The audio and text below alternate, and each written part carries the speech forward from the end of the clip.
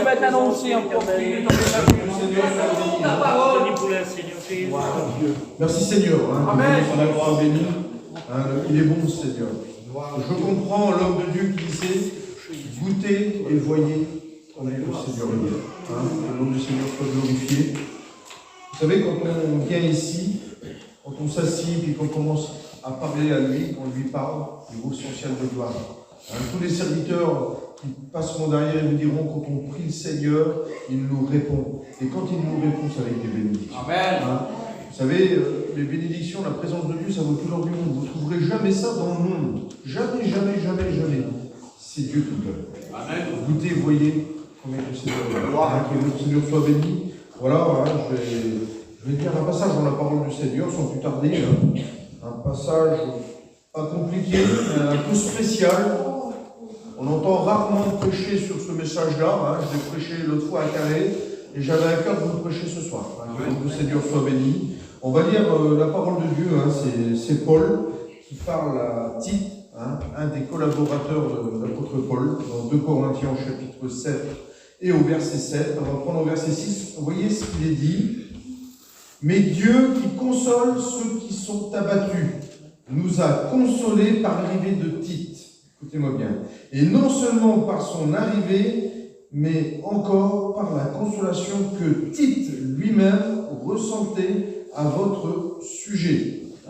Il nous a raconté, Tite nous a raconté vos ardents désirs et vos larmes et vos ailes.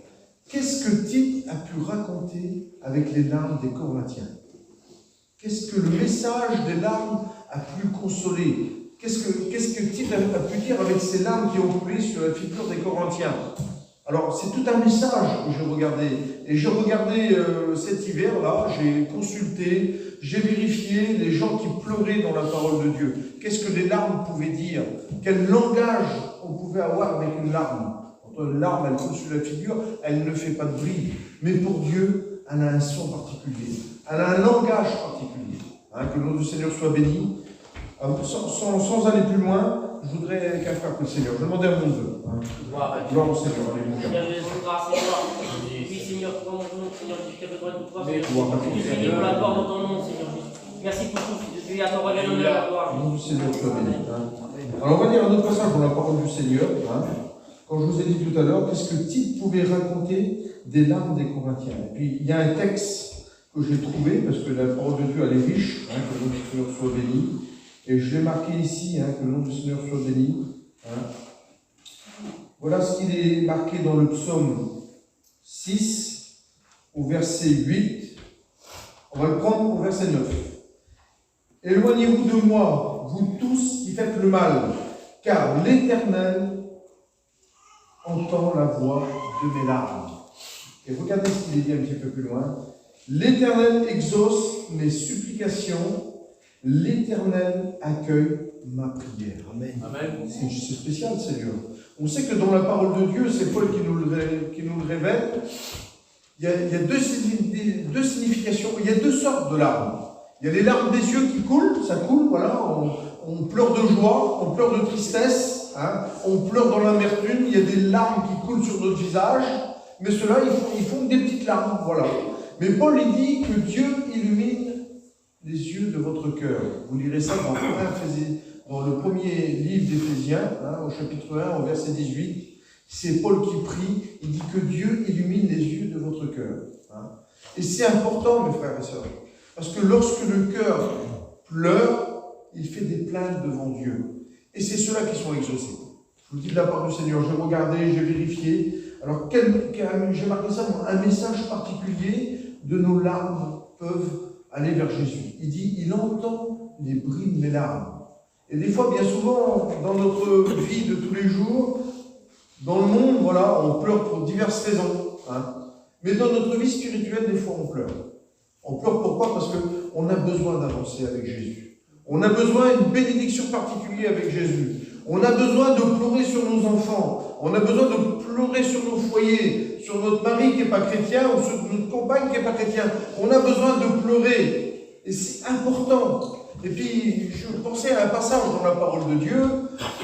C'est étonnant, je disais ça tout à l'heure, là, et puis c'est dans le livre de Marc, au chapitre 5, c'est la fille de Jairus. Voilà que Jairus, il court appeler Jésus. Jésus dit, je viendrai dans ta maison, et quand il arrive, il y a du monde, et puis les disciples lui disent, c'est pas la peine que tu vas, sa fille elle est morte, n'importe une palmette. Et puis Jésus, il désire aller dans ce petit foyer-là. Et quand il rentre, où c'est que la fille est morte, hein, c'est une jeune fille, les gens sont en train de pleurer, il y a beaucoup de bruit, et puis Jésus, il rentre avec ses disciples, et puis il leur dit, pourquoi pleurez-vous? Seigneur, je disais, Seigneur, je me disais tout à l'heure, je pleure, la fille est morte, tu vois pas? C'est un drame, imaginez-vous la catastrophe. Jésus dit, pourquoi pleurez-vous? Pourquoi vous faites du bruit? Ça m'a marqué dans mon cœur tout à l'heure quand j'ai dit ça. J'avais relu mon petit message de cet hiver, et comme Jésus dit, pourquoi pleurez-vous? Pourquoi tant de bruit? Les pleurs, oui, mais le bruit, non. C'est pas du bruit qu'il faut faire avec Jésus. C'est des larmes de notre cœur. Et les larmes de notre cœur, quand il pleure, on dit qu'il y a quand notre cœur pleure, c'est pourquoi? C'est qu'on a besoin d'une grâce particulière. On comprend la petite situation de Jairus, là, on comprend. Mais il y avait des gens qui étaient là à l'époque biblique, à l'époque là, les gens payaient, il y avait des gens qui étaient payés pour pleurer et se lamenter, on les appelait les pleureurs. Ils avaient un salaire pour ça. Jésus, il voit ça, il rentre, mais Jésus, c'est la résurrection de la vie, lui. S'il décide d'aller dans le foyer à Jairus, il avait déjà entendu les pleurs, parce que c'est marqué dans le psaume, il entend la voix de mes larmes. Il connaissait les pleurs, il connaît les pleurs de chacun d'entre nous, quand on est brisé par le tout à coup de la vie, comme la séparation passe, qu'on est déchiré, il connaît les pleurs de notre cœur, Seigneur. Quand on veut avancer, travailler pour lui, qu'on n'y arrive pas, qu'on pleure dans notre coin, qu'on est assis sur notre banc, et Seigneur, j'y arrive pas, Seigneur, aide-moi, et que notre cœur pleure, il les connaît ces larmes-là. Ils font des plaintes, c'est des larmes en or, je vous dis de la part du Seigneur. Et puis d'un coup, les gens sont là, ils sont en train de pleurer, là. Et puis les gens sont payés, et voilà, ils font du bruit, ils pleurent. Et puis Jésus, il rentre. Il dit, vous faites beaucoup trop de bruit. Que vous pleurez, c'est normal. Mais c'est pas le bruit que je veux. Il met tout le monde dehors, il garde que les parents. Et puis Jésus, il touche à l'enfant, et elle revient à la vie. Alléluia. C'est ça. C'est ça les vraies larmes. Imaginez-vous, les larmes du cœur, pas des larmes des yeux. On peut venir à la réunion, être béni de Dieu, avoir des larmes qui coulent. Merci Seigneur. Mais ce que Dieu veut, c'est les larmes du cœur. Il faut qu'un cœur qui est touché et qui est transformé. Et comme le cœur il est touché, et bien je vous dis de la part du Seigneur, c'est des pleurs spirituelles. On a besoin de ça. Jésus est là, il est conduit au supplice de Golgotha. Il y a une sirène qui est là, on le force à porter la croix, on l'emmène au Golgotha. Toutes les femmes sont là, la parole de Dieu nous dit, vous lirez ça dans Luc au chapitre 23, verset 26. Les femmes sont là, ils suivent Jésus, ils se frappent sur la poitrine et ils pleurent. Et puis Jésus les regarde, il est sur la croix. Et il dit, filles de Jérusalem, pourquoi vous pleurez sur moi? Le Seigneur, regarde ce qu'ils font. Et Jésus leur dit, Seigneur Jésus-Christ, c'est une chose terrible, Seigneur. Mon Dieu, que c'est grave. Il dit, pleurez pas sur moi, mais pleurez sur vous. Pas possible, Seigneur. Je disais ça tout à l'heure. Mais je pleure sur toi, Jésus, regarde, non. Pleurez pas sur moi. Parce que s'ils ont fait ça au bois vert, qu'est-ce que le bois sec va devenir? Il dit, pleurez sur vous et pleurez sur vos enfants. Voilà le message de Jésus devant cette foule-là qui est là. Les femmes sont là, en train de se frapper la poitrine. Ils sont dans l'amertume. Ils ont leur cœur qui est brisé parce que pourquoi leur maître, il va à la mort, il va être crucifié. Et puis d'un seul coup, Jésus les guette. Ne pleurez pas sur moi. Imaginez-vous, ils ont dû le regarder, mais comment, Seigneur? Non, pleurez sur vous et sur vos enfants. Est-ce que tu pleures sur ton foyer, toi, pour ton mari? Il faut être honnête devant lui. Est-ce que ton cœur saigne? Est-ce qu'il pleure? Est-ce qu'il fait des larmes, des plaintes? Parce que ton foyer, tu manges en face de lui, et puis c'est un candidat qui va aller au séjour des morts. Il n'est pas sauvé. Et s'il n'est pas sauvé, il ne va pas au ciel. Est-ce que tu pleures sur lui? Parce que les larmes de ton cœur, là, comme tu le regardes en face, et que ton cœur, il pleure, là, et que tu dis dans toi-même, là, Seigneur, si tu pourrais le toucher, il serait avec moi au ciel, tu pourrais le sauver, Seigneur. C'est important. C'est ça une prière. Une prière de consécration, c'est ça. On se consacre, on est consacré pour Dieu, et on consacre notre petit foyer. Nos enfants. Ou là, tu pleures sur tes enfants, ça m'arrive de pleurer sur mes enfants. Pas les larmes de ça, hein. Là, je lis la parole de Dieu, et quand je vois le cataclysme qui va se passer, quand je vois la colère de Dieu, comment elle va être animée, si moi je pars dans le ciel, et que s'ils ne sont pas prêts à rencontrer le Seigneur qui sont là, c'est la colère qui va sur leur vie. C'est avec l'homme diable sur la terre, c'est avec l'antichrist, ça sera avec la marque de la bête, on ne peut pas l'expliquer. Quand je lis la parole de Dieu, ça touche mon cœur, ça me fait mal. Parce que pourquoi? Les gens qui n'ont pas Dieu dans leur vie, ils passeront par là. Et nous, c'est pas de la prétention, c'est de la foi, on n'est pas plus que les autres. On le dit, ce qui est marqué dans la parole de Dieu. C'est pour ça qu'on s'est converti à l'évangile. C'est pour ça qu'on a compris que Jésus, il était monté sur la croix et qu'il s'est donné pour nous. Parce que pourquoi? Le salaire du péché, c'était la mort. Mais le don gratuit de Dieu, c'était la vie éternelle. Alors oui, Jésus a pleuré sur Lazare. Il a pleuré, Jésus. Il a pleuré, Jésus. Mais c'est son cœur qui était rempli de compassion qui a pleuré. Et son cœur, quand il a pleuré, là, ça l'a fait des plaintes devant Dieu. Et Dieu a béni. Alléluia. Quand on pleure sur nos enfants, sur nos familles, et bien quand je l'ai dit tout à l'heure, c'est une prière qui monte autour de sa grâce et Dieu les exauce. On va voir un petit passage dans la parole de Dieu. Une femme qui pleurait beaucoup. On va lire un passage dans la parole du Seigneur. Je ne vais pas être long avec vous. Après, on va prier le Seigneur. Je voulais que vous compreniez ce message-là, il est très important. Je vais essayer de le brosser parce que j'avais fait un culte avec, il faut beaucoup trop de notes, trop d'explications. Mais je vais en venir au vif du sujet. Je vais vous montrer que les pleurs du cœur, eh bien, Dieu exauce les prières. Amen. On va prendre le livre de Samuel, le premier livre de Samuel, et vous connaissez ce passage-là, mais peut-être que ce soir vous allez l'écouter différemment. Et puis écoutez ce qu'il est dit. Il y avait un homme de Rama, il s'appelait Elkana, et il avait deux femmes, dont l'une s'appelait Anne, qui veut dire grâce, et l'autre Pénina. Pénina avait des enfants, mais Anne n'en avait pas. Chaque année, écoutez bien, c'est important, je suis obligé de le dire, chaque année cet homme montait de sa ville à Silo pour adorer l'Éternel et pour lui offrir des sacrifices. C'est un foyer qui montait 3 fois par an. Parce qu'il y avait des fêtes en Israël, et 3 fois par an, il montait à Silo avec son petit foyer. Et puis je ne sais pas combien de kilomètres il faisait, mais je sais qu'il y avait Anne qui était là, et il y avait Pénina qui était là. Et Pénina, elle avait des enfants. Et qu'est-ce qu'elle faisait, elle? Elle meurtrifiait Anne. C'est-à-dire, elle était toujours en train de se moquer d'elle. Elle était toujours en train de la chicaner, en train de lui faire du mal, en train de lui lancer des pics. Elle la meurtrifiait. Et chaque année, c'était comme ça. Et quand Anne arrivait dans le temple, eh bien, son cœur était brisé. Elle n'avait pas envie de manger, nous dit la parole de Dieu. Elle ne se réjouissait pas pour le sacrifice, parce que pourquoi? Elle était meurtrifiée par Pénina. Et puis d'un seul coup, une année particulière, elle a monté, elle était dans le temple, elle était là, elle était assise. Et puis là, elle a fait peut-être une chose différente qu'elle n'avait pas fait avant. Avant, elle n'avait peut-être pas fait ça. Avant, elle n'avait pas répondu son cœur devant Dieu. Et on voit que là, Anne a répondu son cœur devant Dieu. Elle pleure tellement qu'elle n'a plus de larmes sur son visage. Et là, c'est différent. Elle rentre à l'intérieur d'elle-même et c'est son cœur qui parle. C'est son cœur qui pleure. Elle a les yeux de son cœur qui pleurent. Et là, comme je l'ai dit tout à l'heure, ça fait des plaintes. À quel point que, tellement que son cœur pleure là, qu'elle gémit, elle est dans l'abattement, elle est affligée. Le prophète, il est là, il la regarde, il croit qu'elle est sourde parce qu'elle remuait simplement des lèvres. Mais elle répondait son cœur devant Dieu par des abondantes larmes. Son cœur était noyé par les larmes. Vous avez vu quelqu'un qui passe par le chagrin, comme on le sait, on va dans des enterrements, vous avez vu comme on le sait, c'est pas un lieu où on se réjouit, on a envie de pleurer aussi, même que c'est pas notre famille, c'est rien à nous, mais quand on voit cette tristesse-là, eh bien si on pourrait remuer ciel et terre, on le ferait pour ces gens-là, mais on est limité, nous. C'est Dieu qui peut le faire, des choses comme ça. Et puis d'un seul coup, eh ben, elle est là, son cœur est brisé, elle est noyée par les larmes, et puis d'un seul coup, elle fait une prière à Dieu. Elle répand son cœur devant l'Éternel. Pourtant, l'homme de Dieu, il n'est pas avec elle. Il dit, va dehors, va cuver ton vin. Elle dit, Seigneur, je ne suis pas ivre. Je suis une femme qui souffre et qui répand son cœur devant Dieu. Et on voit que le prophète dit, ben vas-y, Dieu t'exaucera. Et puis vous savez ce qu'elle avait besoin dans son foyer? Elle voulait un garçon. Elle voulait un heureux événement. Elle voulait une bénédiction. Elle aussi, elle voulait avoir part à la bénédiction. Pour elle, c'était avoir un garçon. Mais pour toi, qu'est-ce que tu désires ce soir dans ton foyer?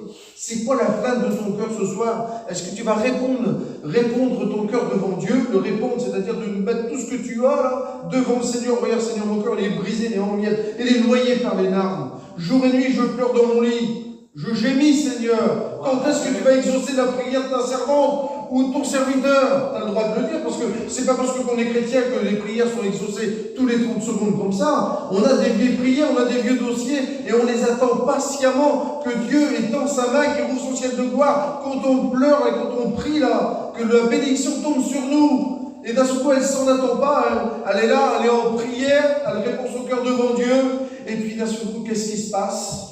La bénédiction tombe dans son foyer. Amen. Elle a un heureux événement. Elle l'appelle Samuel. C'est un des plus grands prophètes qu'il y a dans l'Ancien Testament. C'est un homme qui a été mis à part pour Dieu. Et vous savez ce qu'elle fait, elle le prête à l'Éternel. Elle prête son enfant. Elle prête. Elle dit, je l'ai reçu de Dieu. Je le prête, Seigneur. Je te le prête. Fais-y attention. Elle le met au service de mon Éternel. Et d'un seul coup, elle va un jour, parce que la parole de Dieu nous dit que Samuel grandissait devant les hommes et devant Dieu en sagesse. Il grandissait, et chaque année, sa mère lui apportait un petit vêtement, un éphod, parce que cet enfant-là grandissait. Et quand elle va là, apporter ce petit vêtement, elle voit Élie. Oh, elle dit, pardon mon Seigneur. Elle dit, tu te rappelles pas de moi? Je suis cette femme qui répondait son cœur devant Dieu. Et l'Éternel a écouté la prière de sa servante, et il l'a bénie. C'est pour cet enfant que je pleurais. On voit, vous le lirez dans la parole de Dieu, a prié pour cet enfant. Et elle avait reçu la bénédiction. Si Anne a déversé son cœur devant Dieu, et elle a été exaucée, on dit qu'il y en a un Dieu qui ne fait pas de favoritisme. Pourquoi il ne le ferait pas pour toi? Le Dieu de Anne, c'est le même que le mien, c'est le même que le tien. Je dis de la part du Seigneur. Il y a beaucoup de gens qui font du bruit à la réunion, mais ils ne sont pas exaucés. Pourquoi? C'est du bruit. Jésus l'a dit. En fait, pourquoi tant de bruit? Pleurer, oui, mais du bruit, non. Il ne faut pas faire du bruit avec le Seigneur. Il ne faut pas simplement faire du bruit à la réunion, il faut répondre son cœur devant Dieu. Et ça, c'est la bénédiction assurée. Je vous dis de la part du Seigneur, mais ça, c'est pas facile. Parce que pour répondre son cœur devant Dieu, je vous dis de la part du Seigneur, il faut être abattu. Il faut dire, Seigneur, c'est la dernière solution, je suis là. Tiens, Seigneur, je ne partirai pas tant que je ne suis pas béni. Je ne partirai pas, Seigneur. Je ne lâcherai pas, je n'arrêterai pas de te prier. Je n'arrêterai pas de me lamenter, Seigneur. Jour et nuit, ma prière elle sera devant ta face. Elle fumera comme de l'encens peut-être, mais jour et nuit, je répondrai mon cœur devant Dieu pour que la bénédiction tombe dans mon foyer. C'est important, Seigneur. Amen. Alléluia. Alors, il y a des exemples comme ça dans la parole de Dieu. Jacob, il dit, je ne te laisserai pas tant que tu ne m'as pas béni. Dieu le toucha à la hanche, la parole de Dieu nous dit. Quand Dieu touche, on ne marche pas de la même manière. On est différent. Parce que pourquoi il priait et il avait lutté avec Dieu. Il dit, je ne te laisserai pas partir de ma tente tant que tu m'es béni, Seigneur. Et bien, c'est dans cette soirée-là, si tu peux prier dans ton cœur de dire, Seigneur, je ne te laisserai pas tranquille, Seigneur, parce que tu es le Dieu de la bénédiction, tu es mon Dieu à moi, le ciel m'appartient, je suis riche avec toi, il faut que tu bénis mon foyer. J'ai besoin que tu mets un homme de Dieu sur la route de mon mari, j'ai besoin que tu mets un homme de Dieu sur la route de ma compagne, j'ai besoin que tu bénis mes garçons, j'ai besoin que tu bénis le foyer de mes filles, j'ai un besoin dans mon foyer, Seigneur, et tu le connais, parce que pourquoi? Il est dit dans le psaume, tu recueilles les larmes dans ton outre, et tu entends le langage. Alors oui, Dieu entend le langage des larmes. C'est important, Seigneur. Tes larmes ne sont pas en vain. Quand tu pries que tes larmes coulent, ne sont pas en vain. Je vous dis de la part du Seigneur, c'est pas quelque chose qu'on fait inutilement. Ce soir, de répondre son cœur devant Dieu, de prier le Seigneur, de louer Dieu, on ne perd pas notre temps, on gagne le temps. Et on rachète le temps, alléluia. Alors il n'y a pas besoin d'avoir des conditions particulières, il n'y a pas besoin d'avoir une semaine merveilleuse, de gêner pendant toute la semaine pour avoir ça, non. Il suffit de répondre son cœur devant Dieu. Il suffit de rentrer à l'intérieur de soi-même et de dire, Seigneur, j'en ai marre. Il faut que tu agis, il faut que tu bénis. Et bien avec Dieu, c'est des sentiments comme ça qu'il faut. Il dit, c'est les violents qui s'en emparent des bénédictions. Et bien que ce soir sur ta chaise, que tu t'empares des bénédictions qui sont pour toi. Il y a des promesses dans la parole de Dieu. Et les promesses, c'est pour chacun d'entre nous. Amen. Les promesses, c'est pas que pour les autres. C'est pas que pour l'autre, c'est pas que pour l'autre, c'est pas que pour l'autre, non. C'est pour toi aussi les promesses. Parce que toi, tu es un participant à la nature divine. On appelle ça comme ça pour les dire, vous êtes un participant de la grâce. Et dans la grâce, il y a des promesses pour moi. Et ces promesses-là, eh bien, je veux qu'ils s'accomplissent. C'est bien beau, toi, on dit des fois toujours, bah, tu fais des promesses, tu ne tiens pas tes promesses. Mais Dieu les tient, ces promesses. Et s'il a dit, il le fera. Amen. Il faut attendre, je te dis de la part du Seigneur. Il est dit dans la parole de Dieu, si la bénédiction elle tarde, attends-la, car certainement elle s'accomplira comme le soleil se lève le matin, Dieu l'exaucera. C'est important. Et jusqu'à où va la fidélité de Dieu? Jusqu'à où va la fidélité de Dieu? Eh bien, Jérémie nous dit, dans le chapitre 3 des Lamentations de Jérémie, il dit chaque matin, il renouvelle ses bénédictions sur ma vie. Alléluia. Alors ce soir, moi je ne sais pas, je ne voudrais pas partir de ce lieu-là, tant que tu m'es béni. Moi je me disais, Seigneur, il y en a peut-être qui sont comme Anne, qui sont dans le cadre d'Anne, ils ont besoin d'une bénédiction. Et puis on sait que Pénina, ça représente le monde, ça représente l'ennemi, ça représente celui qui nous persécute, parce qu'elle était persécutée. 3 fois par an, elle a persécuté. Imaginez-vous. Vous savez c'était quoi son petit slogan? Toi, t'es maudit de Dieu, t'as pas d'enfant.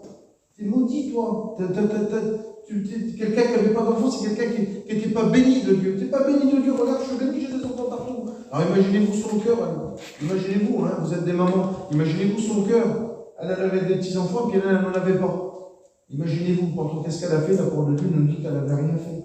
Mais il y avait une bénédiction, il y avait le temps de Dieu. Et dans le temps de Dieu, Dieu bénit. Mais le temps de Dieu, on peut le déclencher. Je vous dis la part du Seigneur. La bénédiction, on peut la déclencher comment? En illuminant les yeux de notre cœur. Et si mon cœur, il pleure, eh bien alors Dieu entend le bruit de mes larmes. Alléluia. Il entend la voix de mes larmes. Le psaume 6, verset 9. Il entend la voix de mes larmes. Et s'il entend la voix de tes larmes, il va me bénir ce soir. Alléluia. Alors je vous dis, Seigneur, ensemble, on va prier le Seigneur. Hein. On va se laisser bénir par Dieu. On ne va pas aller plus loin. Vous voyez, j'en ai plein de notes, je pourrais